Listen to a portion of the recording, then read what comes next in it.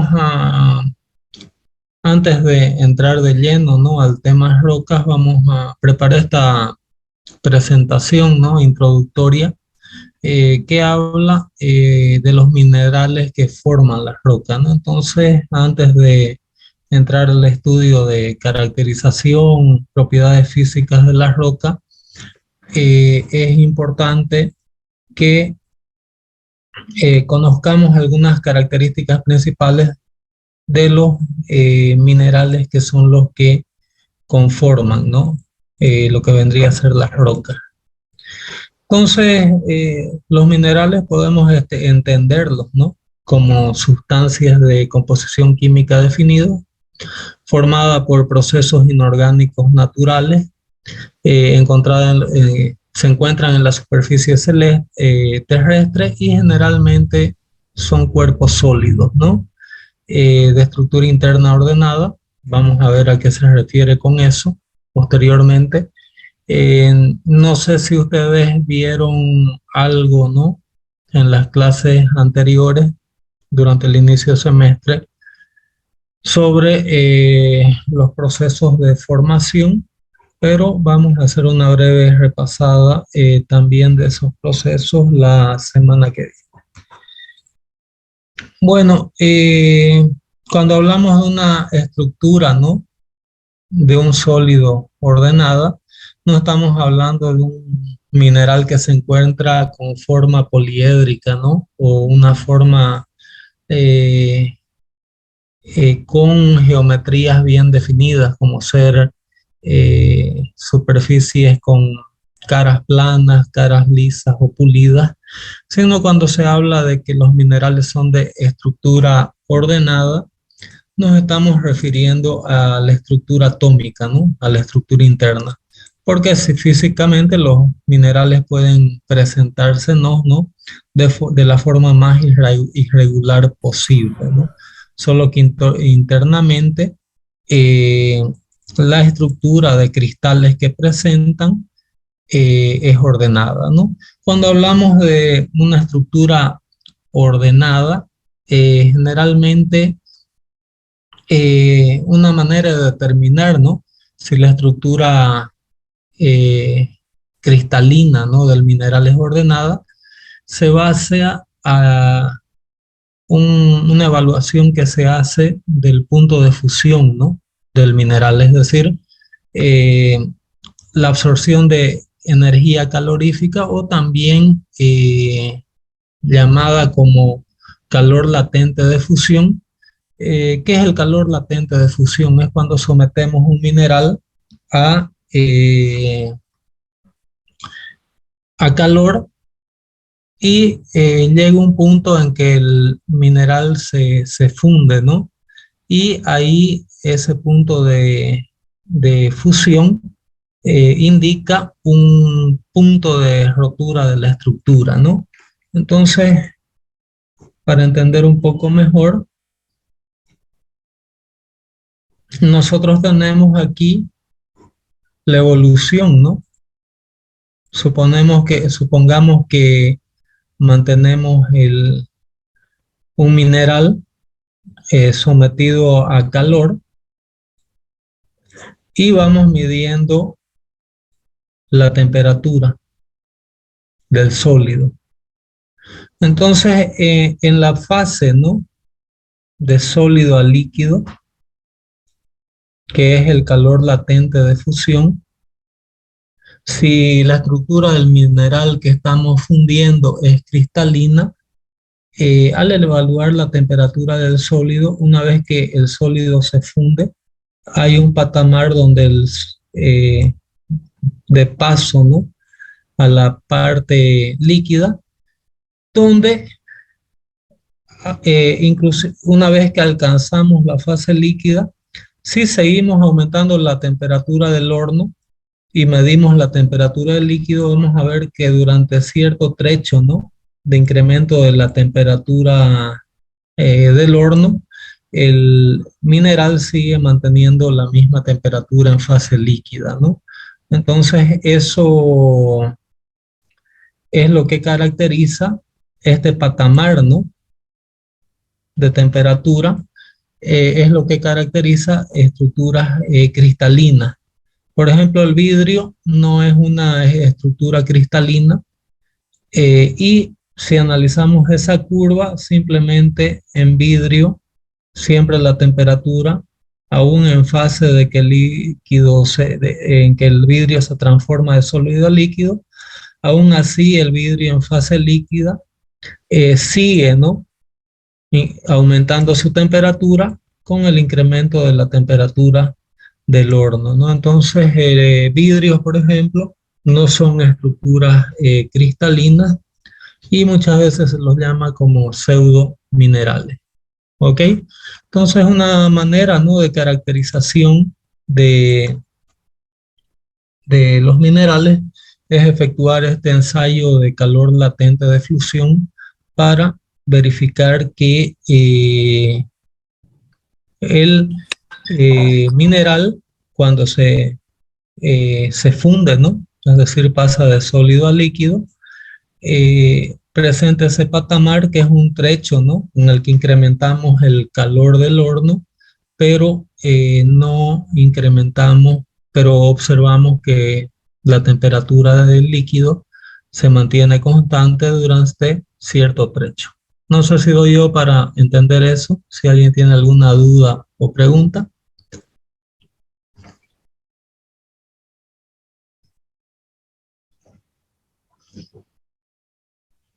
Ingeniero, entonces, ¿cómo podemos clasificar al vidrio?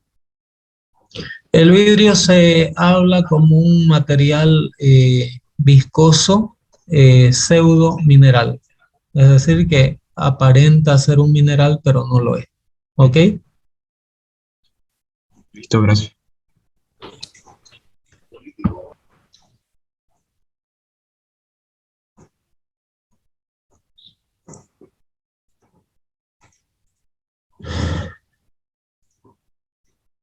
Bueno, dentro de la familia de los minerales, hoy en día en la geología, ¿no?, se han identificado alrededor de 3.000 minerales, ¿no?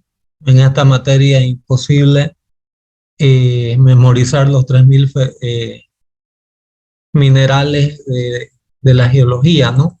Sin embargo, gran parte de estos minerales se compone en algunos grupos y vamos a estudiar los más importantes, ¿no? Entonces, los minerales que más abundan en la naturaleza son los feldspatos. Dentro de los feldspatos existen dos familias, una que es la de los aluminosilicatos y el cuarzo o el óxido de silicio.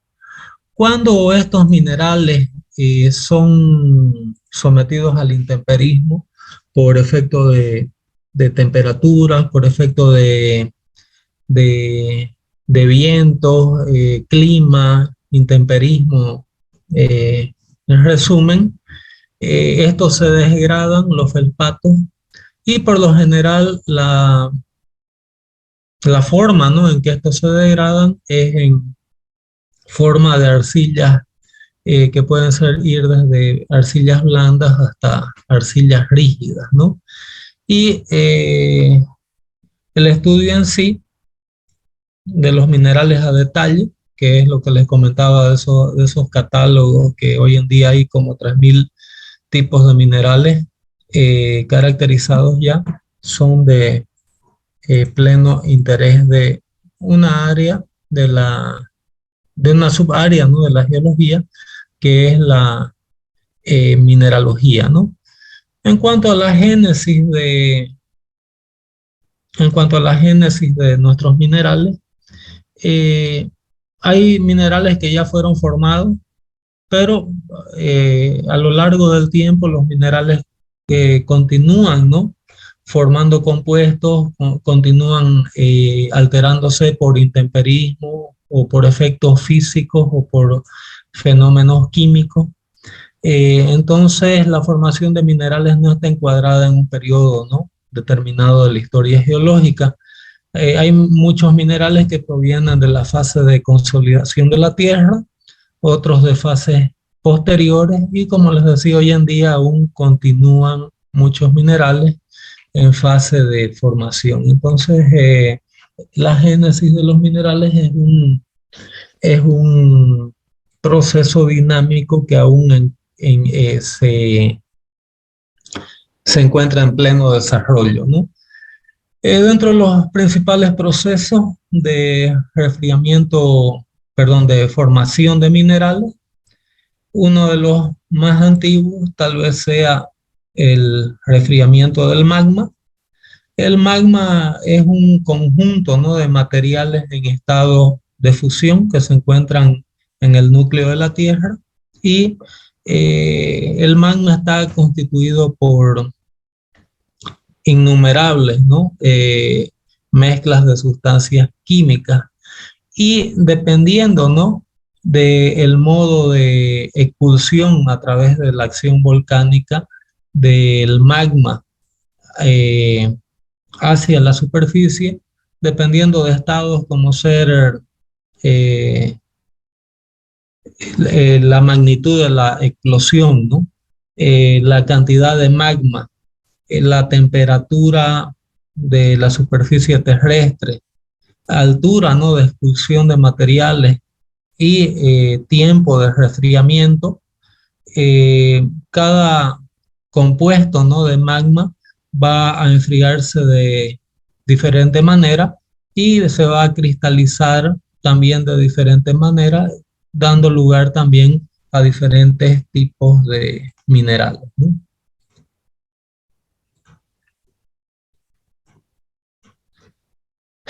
Bueno, dentro, ¿no?, de esa acción magmática está también la acción de los gases líquidos y el calor magmático, ¿no? Entonces, en el proceso de enfriamiento de magma puede ocurrir liberación de líquidos y gases que penetran en etijas o vasijas de rocas subyacentes, reaccionando con sus minerales, produciendo nuevos minerales, ¿no?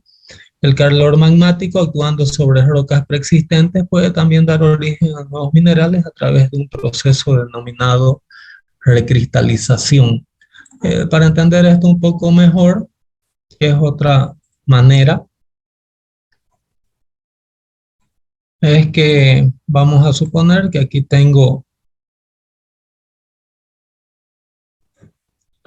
el volcán, ¿no?, por donde se expulsa el magma.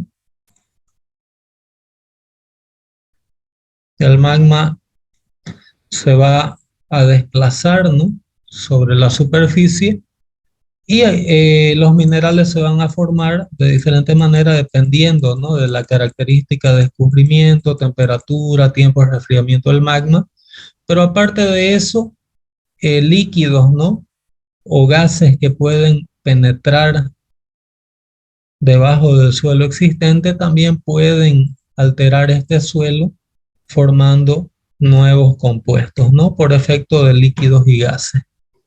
O también el otro mecanismo de formación de nuevos minerales es que el calor, ¿no?, de este magma superficial puede fundir, ¿no?, el material sobre el que escurre, cambiando la estructura cristalina, ¿no?, del suelo sobre el que escurre el magma, dando lugar a ese proceso que se llama recristalización.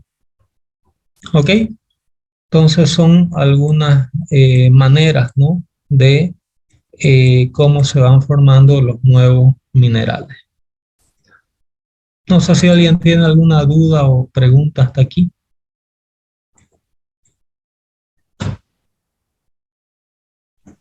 Entendió, ingeniero. Ok, gracias. Bueno, otra forma de generación de minerales es a través de acción de agentes meteóricos y biológicos. Minerales de rocas expuestas al tiempo y clima se alteran, ¿no? Resultan en nuevos materiales como ser los arcillosos que les decía.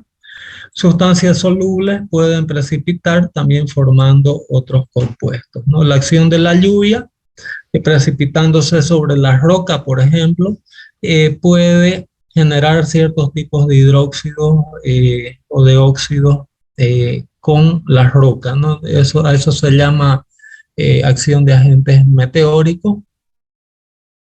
Ciertos líquenes o vegetación también puede inducir a la formación de ciertos compuestos mineralógicos sobre la roca y precipitación de sales también.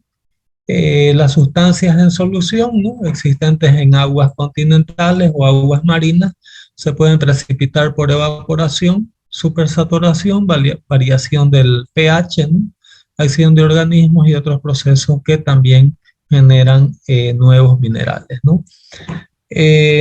La geología también es un área que ha servido mucho para estudiar el sistema solar a través de el estudio, ¿no?, de los minerales que componen, por ejemplo, meteoritos, meteoros o minerales encontrados en locales cerca, ¿no?, de donde han impactado eh, elementos que vienen del espacio, ¿no?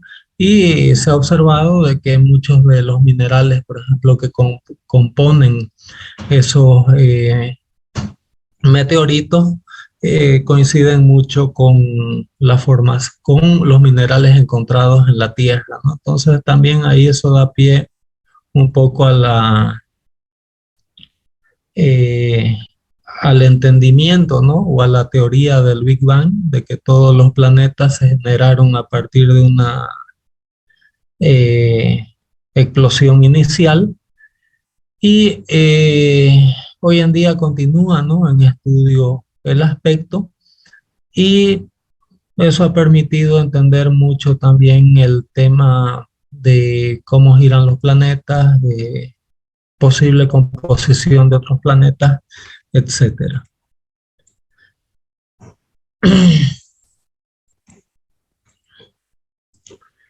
Bueno, los minerales, de manera resumida, se los suele clasificar en estos 5 grandes grupos,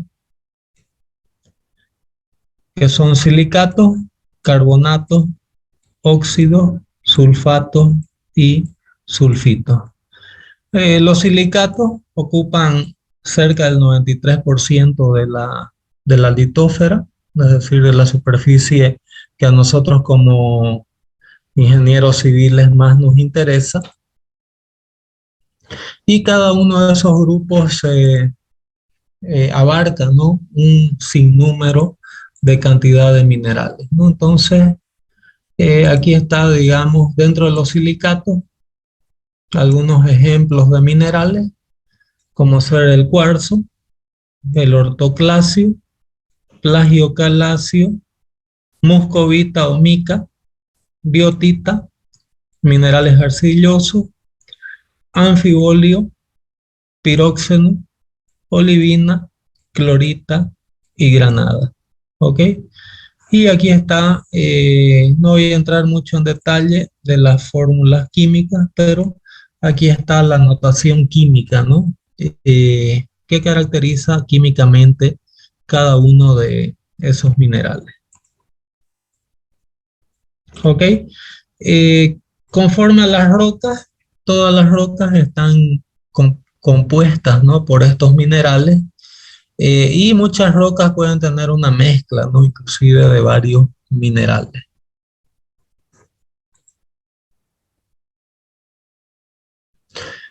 Otro detalle es que estas fórmulas son en estado teórico puro, ¿no?, de los minerales, pero generalmente en la naturaleza es raro, ¿no?, hallarlos en estado puro, sino que muchas veces pueden existir impurezas en nuestros minerales.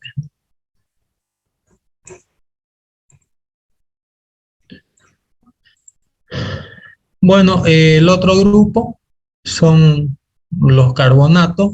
Dentro de los carbonatos está la calcita o el CaCO3, que es el carbonato de calcio, ¿no?, y la dolomita, que es el carbonato de magnesio. Esos serían los carbonatos. El estudio, ¿no?, de estos minerales son de gran interés sobre lo que es la tecnología del hormigón. Los óxidos, está la magnetita y la hematita.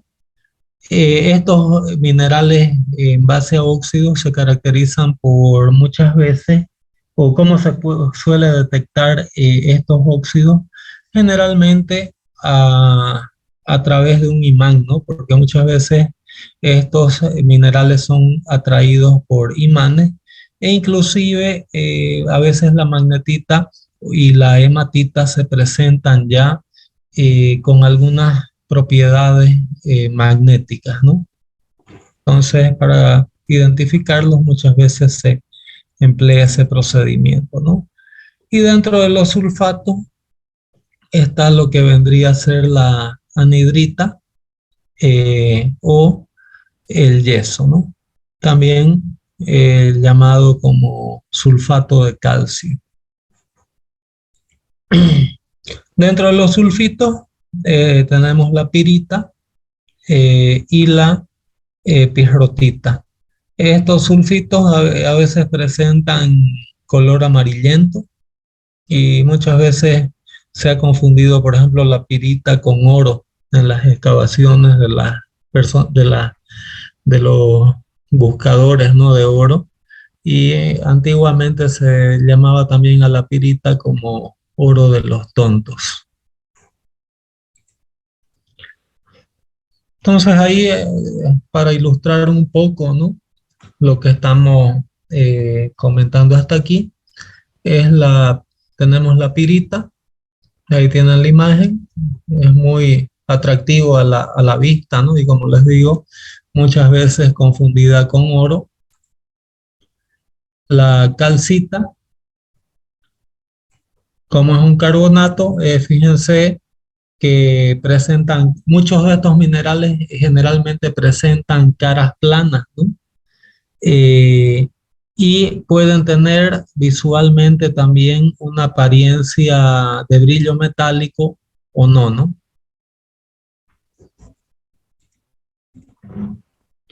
La pirrotita también es muy parecida con la pirita. Anhidrita, de una forma también un tanto translúcida.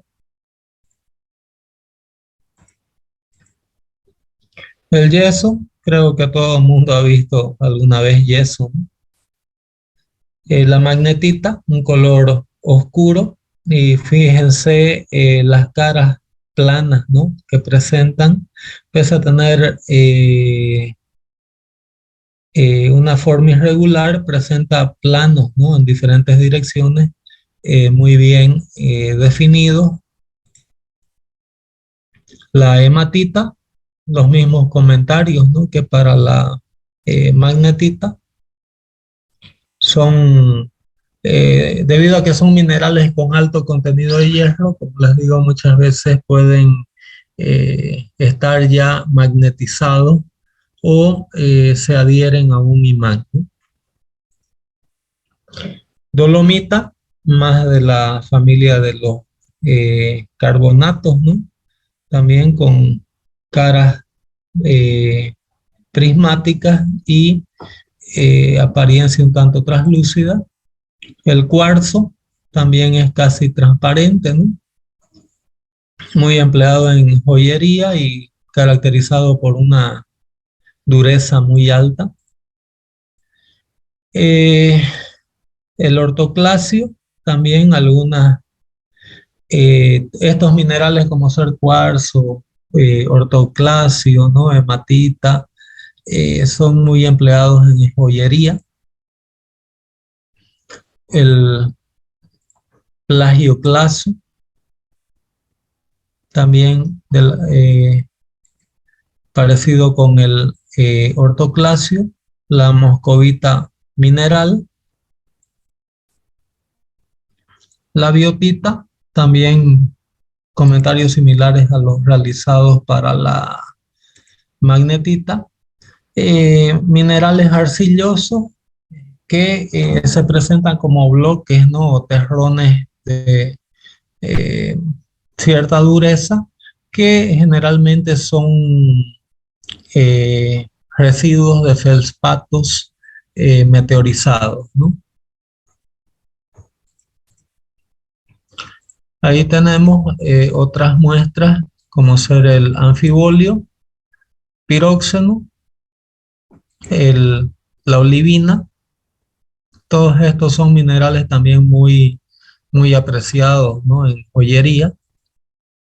La clorita y granada, debido a que presenta ese color rojizo, ¿no? Un tanto parecido al fruto, ¿no? Entonces, eh, estas son algunas imágenes un poco para ilustrar, ¿no?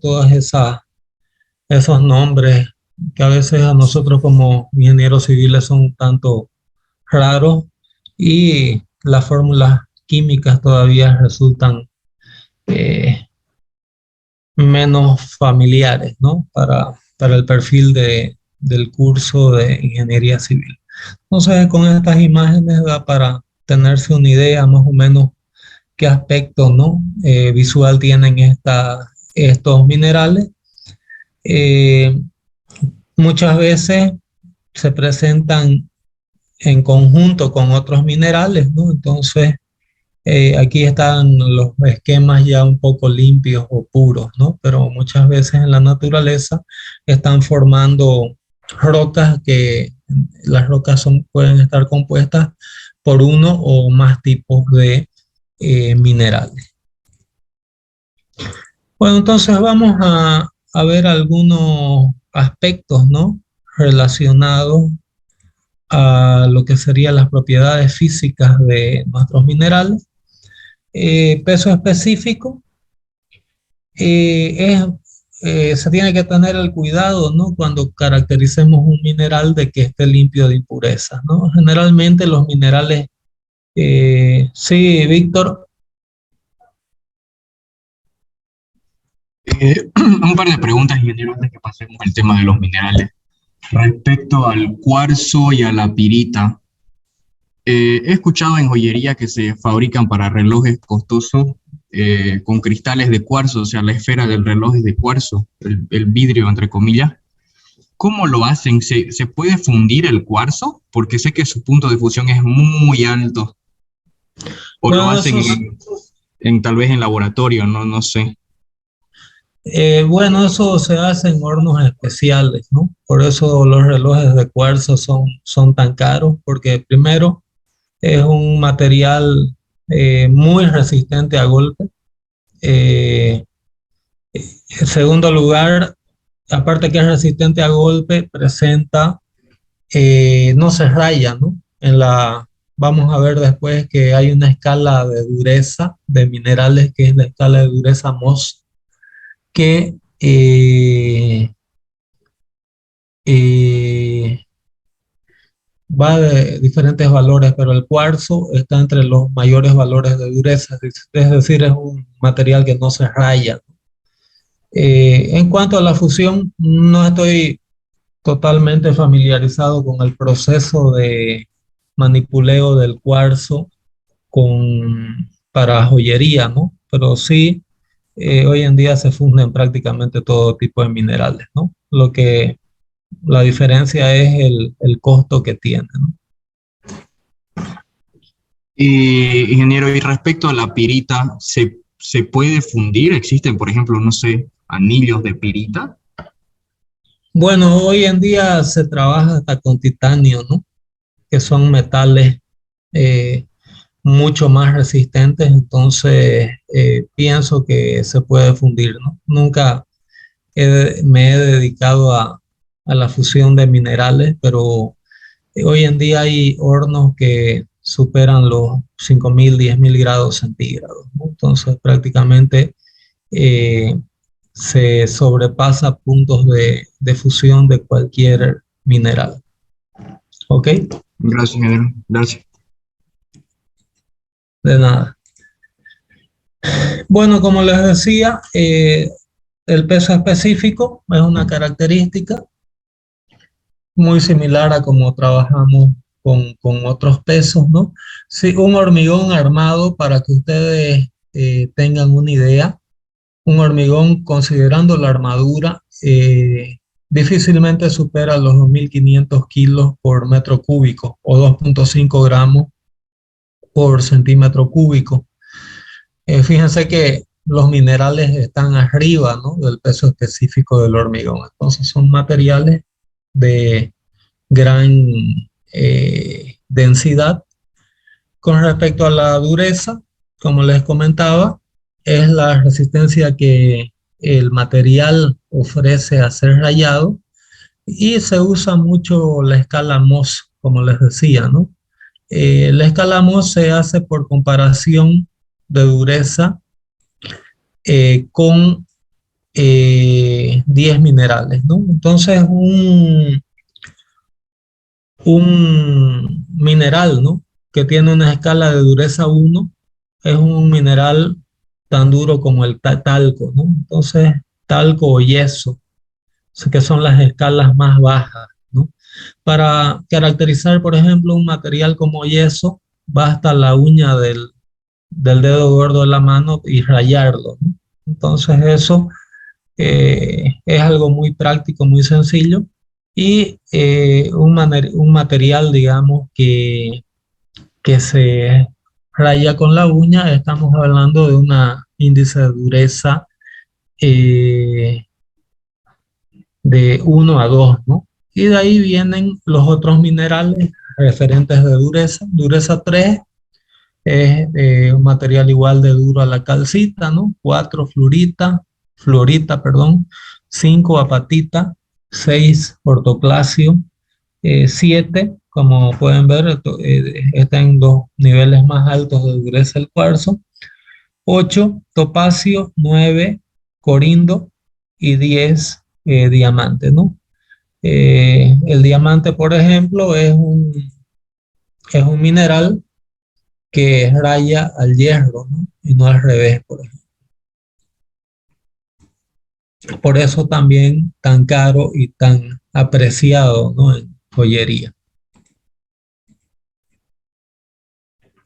Bueno, clivaje son los planos de ruptura de materiales cuando se somete a esfuerzos mecánicos, ¿no? Planos de clivaje pueden darse en una, dos o tres direcciones. ¿Qué significa el clivaje? Que cuando yo someto, ¿no?, a una compresión un, un- un mineral, yo analizo si mi plano se da en una dirección, pero también puede darse, si analizamos tridimensionalmente, pueden generarse otros planos de rotura, ¿no? Entonces, eh, cuántos planos se rompen, ¿no?, o en cuántos planos se fragmenta un mineral al llegarse a su rotura, es lo que se llama de clivaje. Brillo generalmente se refiere a si la luz se refleja o no, ¿no? Sobre la superficie, ¿no? Cuando se hace incidir luz sobre el mineral, el brillo generalmente se clasifica desde el punto de vista si el brillo es metálico o no, ¿no? Cuando se proyecta luz sobre las caras del mineral. Eh, el color, generalmente, ¿no?, como hemos visto en esas imágenes eh,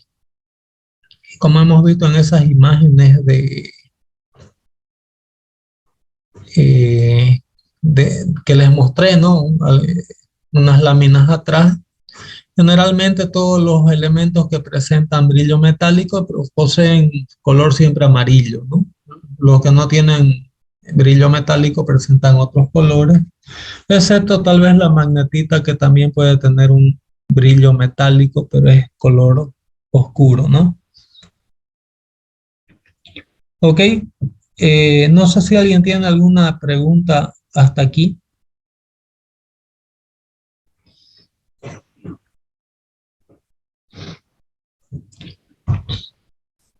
Entonces voy a dar 5 minutos para seguir con la segunda parte de esta presentación.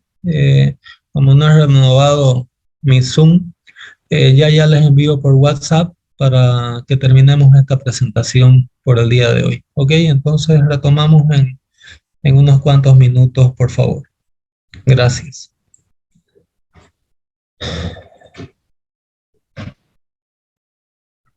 La, la presentación, estábamos viendo la parte de propiedades físicas, como ser clivaje, brillo, color, ¿no? El trazo es, para entenderlo bien, imagínense ustedes un cuenco de porcelana no vitrificada. Porcelana no vitrificada es un material opaco, y básicamente eh, consiste en rayar la porcelana con el mineral, y el trazo es la huella que deja el mineral sobre la porcelana. Cuando se la raya, ese es el trazo, ¿no? Sería la huella, ¿no? O la ralladura que hace el mineral sobre la porcelana. Y se observa de qué color queda la ralladura sobre la porcelana, ¿no? Entonces, por ejemplo, la pirita, que tiene un color amarillo latón, eh, cuando se hace una ralladura sobre la porcelana, deja un trazo, es decir, una ralladura de color negro, ¿no? Entonces, lo mismo se hace en los catálogos de geología, ¿no? Cuando se evalúa el trazo, eh, se analiza cuál es el color, ¿no? De la ralladura que produce el mineral sobre la porcelana, y en base a ese color también es un indicador para caracterizar qué tipo de material es, ¿no? Eso físicamente. Como les había comentado, también otra propiedad física del- de los minerales es el magnetismo. Entonces, minerales como magnetita y pirrotita pueden imantarse de forma permanente, es decir, pueden presentar ya magnetismo, ¿no?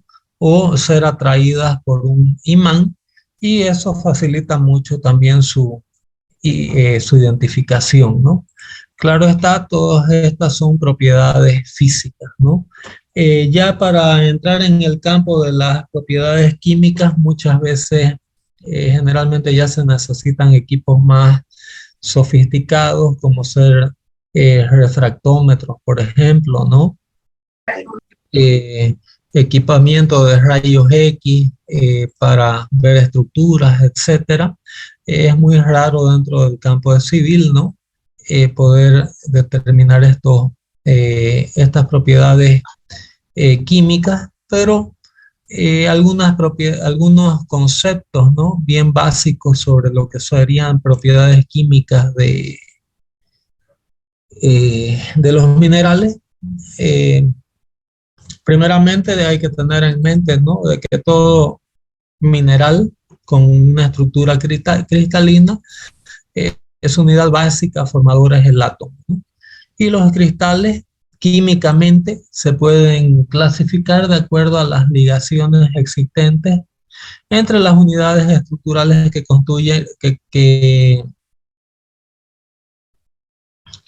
constituyen, ¿no? Esa estructura cristalina, ¿no? Dentro del área de la química hay 5 tipos de ligaciones, que son la metálica, covalente u homopolar, iónica o polar, la ligación de Van der Waals y la ligación mixta, ¿no? Generalmente, en la mayor parte de los minerales que estudiamos, ¿no? Con propósito de ingeniería civil, la ligación que predomina es la de tipo iónica. De las 3000, ¿no? especies de minerales de las que había hablado, ¿no? En la primera parte, Generalmente entre 1800 a 2000 de las especies minerales son de tipo iónica.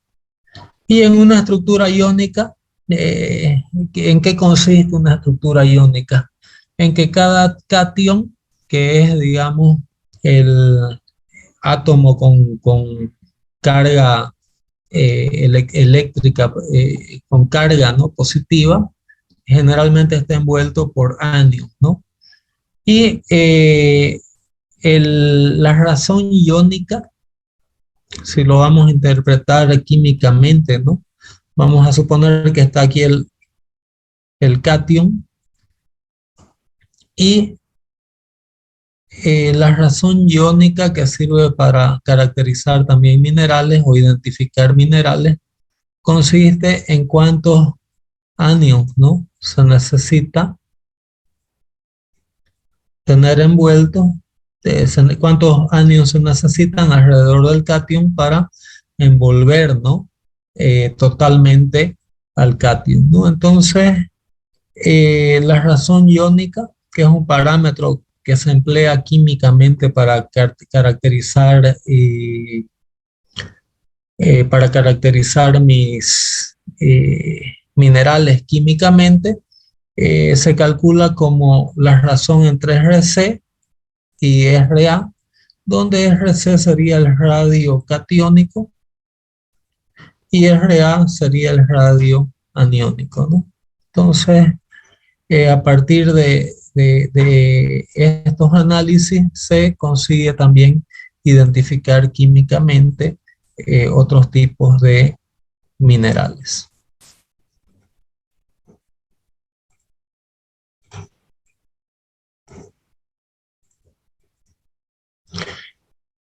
Bueno, algunos comentarios donde que también no está de más tenerlos presentes, ¿no?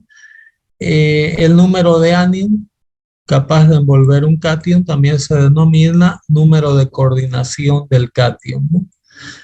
Muchos cations presentan un número único de coordinación, pero otros tipos de cation, como ser por ejemplo el cation del aluminio, puede presentar dos números de razón iónica o números de coordinación, ¿no? Y esto generalmente depende de las condiciones de temperatura y presión en la que el aluminio se cristalizó al formarse, ¿no? Entonces, hay minerales que pueden tener más de un número de razón iónica que depende de su proceso de formación, ¿no? Entonces, en el aluminio, si el aluminio se cristalizó, ¿no?, a una alta temperatura y baja presión, entonces presenta un número bajo, ¿no?, de coordinación, es decir, de razón iónica. Y si el aluminio, al contrario, se cristalizó, ¿no?, en el proceso de formación de la Tierra a una baja temperatura y a alta presión, entonces esto lleva a números altos de coordinación. Ok, entonces simplemente para hacer énfasis en lo que les comentaba, que todo ese proceso de formación de minerales, las características que puede tener un determinado mineral pueden variar también en función a su proceso de formación. Ok. Otro aspecto también dentro de lo que vendría a ser las propiedades químicas de los minerales es el concepto de polimorfismo.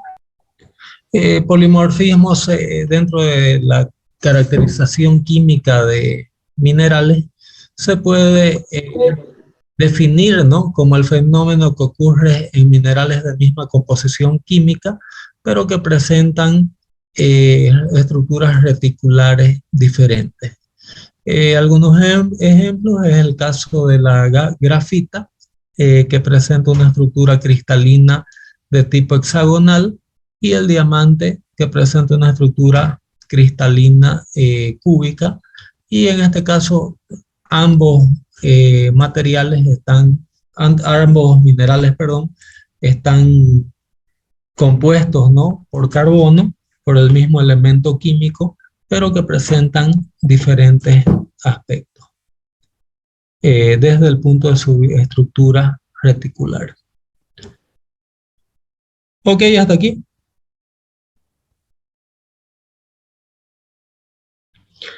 Bueno, entonces he visto que han estructurado ya los grupos, entonces hasta el día viernes voy a ver en el laboratorio de coordinar los horarios por grupo, para que semana que viene podamos estar viendo algunas herramientas que nos ayudan a caracterizar rocas en laboratorio. ¿Ok? Falta todavía la computadora donde tenía el resto de esta presentación, se quedó en el laboratorio, y tengo esta presentación que faltan unas 3 o 4 láminas para terminarla, y bueno, estoy en la computadora de mi casa, ¿no? Entonces, el día lunes vamos a terminar rápidamente estas características, observar que son importantes, ¿no? En rocas, perdón, en minerales, y el día lunes ya vamos a entrar a estudiar todo lo que son rocas, características, etcétera. ¿Ok? Entonces, con esto estaríamos finalizando la clase de hoy día, y como les dije, hasta el día viernes voy a coordinar para que programemos las visitas de laboratorio con los grupos que ustedes han ido estructurando. ¿Ok? No sé si alguien tiene alguna duda o pregunta. Buenas noches, ingeniero. Buenas noches. Ingeniero, una consulta. Los horarios todavía usted no los ha establecido, ¿no? De los laboratorios. No, no. Es lo Sí. que estoy diciendo. Ah, Pero ya. por la pandemia, obviamente es inviable. Aún en tiempos normales sería imposible, digamos, en estos horarios de clase ir al laboratorio, ¿no? Por eso es que no los estoy colocando como obligatorio. Ujú. Los vamos a programar entre 8 y 12 de la mañana. Ah, ya. ¿Y no habría posibilidad de que algún grupo vaya en la tarde? No, porque trabajamos hasta las 3 de la tarde por el efecto de pandemia. Ah, ya, ya, ya. Listo, ingeniero, gracias. ¿Ok? Y como mediodía es almuerzo, el personal de laboratorio entre se alterna, ¿no? Entre 12 y 2 de la tarde para uno salir a almorzarse, nos turnamos, entonces quedaría de 2 a 3 solamente, digamos, la tarde, ¿no? Y ahí se complica, digamos. Entonces, por eso van a ser de entre 8 y 12 de la mañana. ¿Ok? Pregunta, ingeniero. Vuelvo a recalcar que no es obligatorio. Si alguien no puede asistir, pero tiene mucho interés en hacer esa visita, después puede reprogramarse en otro grupo, previo aviso, ¿no? ¿Ok? Pregunta, ingeniero.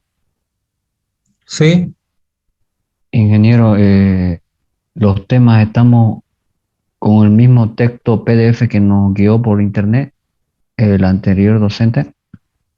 No, es otro texto. El texto está en inglés, el que vamos a seguir, y yo lo estoy traduciendo. Hay una sugerencia de la acreditación de Mercosur de que en 5 años se tiene que introducir documentación en inglés dentro del material didáctico de la carrera, porque es donde se encuentra mayor actualización, ¿no? Entonces, obviamente no es un proceso que lo vamos a introducir de la noche a la mañana, pero sí ya tenemos que estar incorporando. Eh, Me parece que el texto está bastante limitado, ¿no? El que ustedes me pasaron. Entonces, todavía estoy traduciendo la parte más importante del texto que les voy a pasar en inglés. ¿Ok? Muy bien, ingeniero. Otro aspecto, con respecto a la consulta de texto, voy a direccionar este curso de geología un poco más hacia el área de túneles. No se ve nada de túneles en la carrera. Entonces, el texto que estoy usando es geología direccionada para túneles. Es sentar toda la base, ¿no?, de estudios geológicos para que después ustedes esos conceptos los puedan usar para fundaciones de puentes en roca, por ejemplo, o para excavaciones de túneles en roca. ¿Ok? Perfecto, Señor ingeniero. rector, buenas noches. Con Bueno, no respecto sé si a los laboratorios, ¿qué días aproximadamente van a ser? ¿Será que nos va a estimo, informar? estimo que va a ser entre miércoles y viernes de semana que viene. ¿Ok? Muchas gracias, ingeniero. ¿Y eso hasta cuándo más o menos nos confirmaría Hasta para el pedir día cita? viernes. Hasta el día viernes. ¿Ok? Mm, Hasta este viernes. Sí. Ya, muchas gracias. No hay por qué, Jennifer. No sé si alguien tiene más preguntas.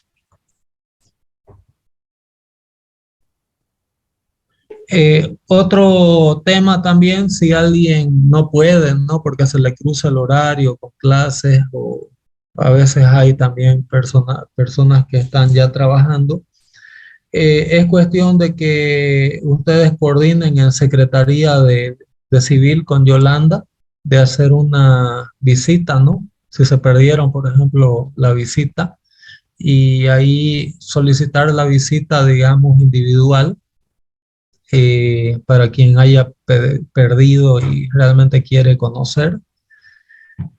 Y en base a esa solicitud se les hace, ¿no?, la visita, con nuestro personal técnico ahí de laboratorio. Eso pueden también verlo con Yolanda, ¿no?, ahí en la Secretaría de Laboratorio.